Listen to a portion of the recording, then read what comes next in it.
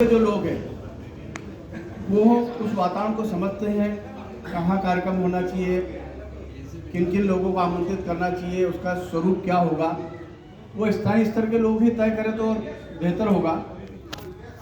पिछली जब मीटिंग हुई थी कायथा में तो भी मैंने एक सुझाव दिया था कि इस तरह से अलग अलग क्षेत्रों में जो ये कार्यक्रम या विवाह के अपने जो कार्यक्रम होंगे, तो मैंने सुझाव दिया था कि अपनी एक केंद्रीय समिति बनी हुई है, उस केंद्रीय समिति का भी उसमें कहीं ना कहीं हस्तक्षेप होना चाहिए।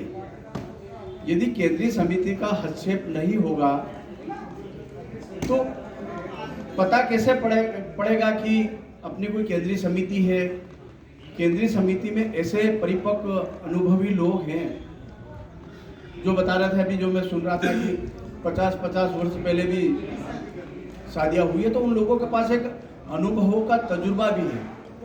तो स्थानीय स्तर के लोग तो इसमें पार्टिसिपेट करें ही करें, लेकिन केंद्रीय समिति के जो लोग हैं वो केंद्रीय समिति भी इस पर नियंत्रण शब्द तो मैं उपयुक्त नहीं मानता हूँ, मतलब उसकी निगरानी में होना चाहिए।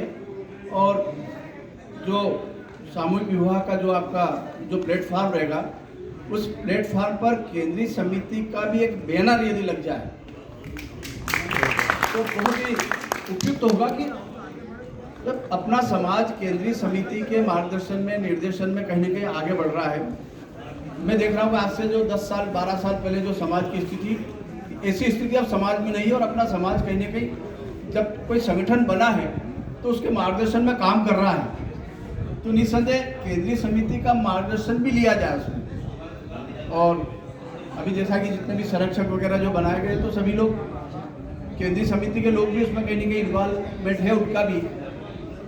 तो मैं इस मौके पर ये कहना चाहूँगा कि ये हर व्यक्ति का अपना एक नज़रिया होता है, हर व्यक्ति का अपना एक सुझाव होता है, हर व्यक्ति का अपना एक सोच होता है, और उस सोच का एक मिश्रण करके मंथन करके कोई एक निष्कर्ष निकाला जाए। तो बेहतर यही होगा कि जैसा अभी सुझाव आया कि 11 लोगों की एक समिति बना दी जाए और वो करे, तो वो लोग जो निर्णय लेंगे वो सबको सर्वमान्य करना चाहिए। ये अलग अलग हर व्यक्ति का अपना एक सोच होता है, ठीक है, अच्छा कोई सुझाव है तो उस पर भी अमल करना चाहिए। और दूसरा एक सुझाव हमारे आदरणीय शिवनारायण जी साहब ने दिया, तो मैं एक पत्रकार के नाते मैंने जो मार्क किया आज इस कार्यक्रम में आने के बाद, बहुत बड़ी बात बोल गए हो।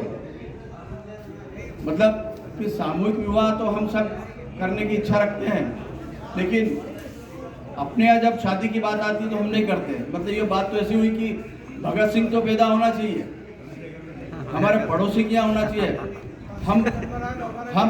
हम भगत सिंह नहीं बनेंगे। तो ये प्रण भी ले हम किया। शादी का जो उद्देश्य शर्मा जी ने भी बताया, शादी का मेन उद्देश्य है सामूहिक विवाह का मितव्ययिता, अनावश्यक बर्बादी को रोकना। तो जो भी लोग समाज के लोग हैं वो स्वयं भी इस बात के लिए प्रेरणा स्रोत बने कि हमारे बेटे की शादी, हमारी बेटी की शादी जब भी कहीं भविष्य में होगी, हम सामूहिक विवाह में ही करेंगे। ये परिपाटी भी डालना बहुत आवश्यक हो गया है।